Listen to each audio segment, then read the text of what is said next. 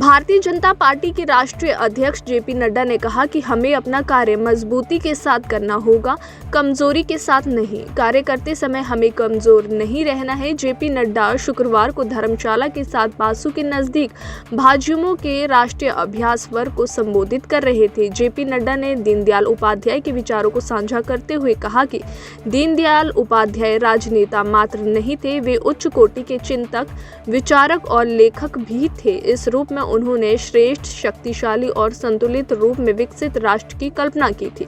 उन्होंने निजी हित व सुख सुविधाओं का त्याग कर दिया था। व्यक्तिगत जीवन में उनकी कोई महत्वाकांक्षा भी नहीं थी। उन्होंने अपना जीवन समाज और राष्ट्र को समर्पित कर दिया था। यही बात उन्हें महान बनाती है। उन्होंने कहा, राजनीति में लगातार सक्रियता के बाद भी वे अध्ययन व लेखन के लिए समय निकालते थे। इसके लिए वे अपने विश्राम से समय कटौती करते थे। इसी में लोगों से मिलने जुलने और अनवरत यात्राओं का क्रम भी चलता था। आमजन के बीच रहना उन्हें अच्छा लगता था। शायद यही कारण था कि वे देश के आम व्यक्ति की समस्याओं को भली भांति समझ चुके थे। इस दौरान जेपी नड्डा ने भाजयुमो नेताओं को पार्टी को और मजबूत करने, केंद्र सरकार की योजनाओं व चुनाव में अपनी मजबूत भूमिका के लिए टिप्स भी दिए। पत्रकारों से चर्चा करते हुए भाजपा के राष्ट्रीय महामंत्री तरुण चुग ने बताया कि भारतीय जनता पार्टी के सभी मोर्चे पर यूनिट अपने आप को अपडेट करने के लिए हर साल इस तरह के कार्यक्रम आयोजित करते हैं ताकि वे अपने कैडर को बढ़ा सके।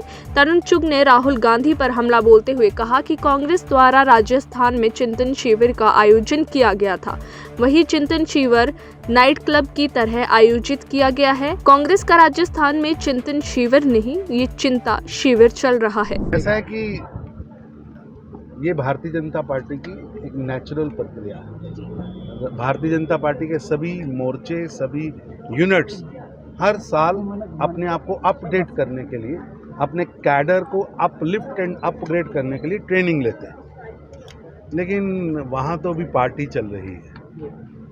राजस्थान में हो या इससे पहले यूथ कांग्रेस ने वहाँ एक चिंतन शिविर किया जो एक नाइट क्लब की तरह चल रहा है। तथाकथित जो प्राइम मिनिस्ट्रल कैंडिडेट हैं कांग्रेस के, वो भी हाल में एक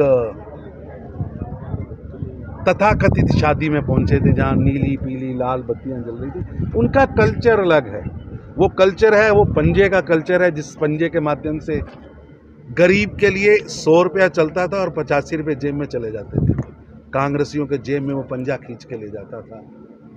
और ये मैं नहीं कहता, खुद राजीव गांधी जी ने कहा कि मैं 100 रुपया बेचता हूँ और नीचे 14-15 रुपये पहुँचते, 85-86 रुपये बीच के लोग खा जाते हैं। और 2004 से 2014 10 साल देश के खजाने को उन्होंने लूटा। आज उस लूट की पार्टी पिछले 8 वर्षों से चल रही है। अगर आप कहें चिंतन शिविर राजस्थान में चल रहा है, तो चिंतन नहीं है, वो चिंता शिविर है कि गांधी परिवार के वंश के दंश से पल रही जो पार्टी है, वो अपने टायर्ड, थके हुए, नासमझ, मंद बुद्धि नेतृत्व को कैसे प्राइम मिनिस्टर कैंडिडेट घोषित करें। और परिवार की चिंता का शिविर है कि गांधी परिवार की चाटुकारिता, परिक्रमा कैसे आगे हो। क्योंकि कांग्रेस एक आज की डेट में एक एक्सपायर्ड इंजेक्शन है। Expired injection. अब एक्सपायर्ड इंजेक्शन रूपी कांग्रेस चिंतन करे या चिंता शिविर करे, परिवारवाद की गोद में बैठ के करे या परिवारवाद के खिलाफ G20 में करे, ये एक्सपायर्ड इंजेक्शन का असर अब कहीं होने वाला नहीं है। और ये एक्सपायर्ड इंजेक्शन अब चलने वाला नहीं है। जिस पार्टी के पास ना नेता है, ना नीति है, ना नीयत है, जो पार्टी पिछले 1.5 साल से 2 साल से 2019 से उनके प्रेसिडेंट ने इस्तीफा दिया, जो पूर्णकालिक प्रेसिडेंट नहीं चुन पाई, कि आम आदमी पार्टी केवल एक बुलबुले की तरह उठी थी। अभी तो चुनाव में 6 महीने पहले तो पार्टी तो पहले ही भाग गई है। कोई पार्टी वार्टी नहीं है। फ्रस्ट्रेशन से पंजाब में विजय हुई है लोकल पार्टियों की फ्रस्ट्रेशन से। लोग कांग्रेस को और अकाली दल को सत्ता में नहीं आना देना चाहते थे। भाजपा अभी नई बनी थी, वहाँ पार्टी खड़ी हो रही थी, इसलिए उसका मौके का फ़ायदा आम आदमी पार्टी ने उठाया।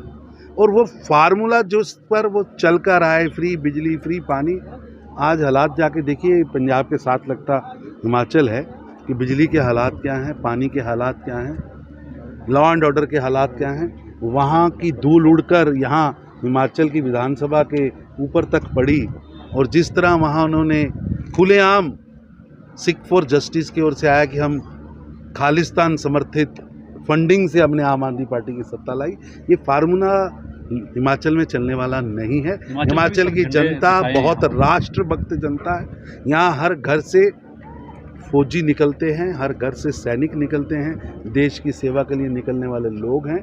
यहाँ केजरीवाल का विश वाला फार्मूला चलने वाला नहीं।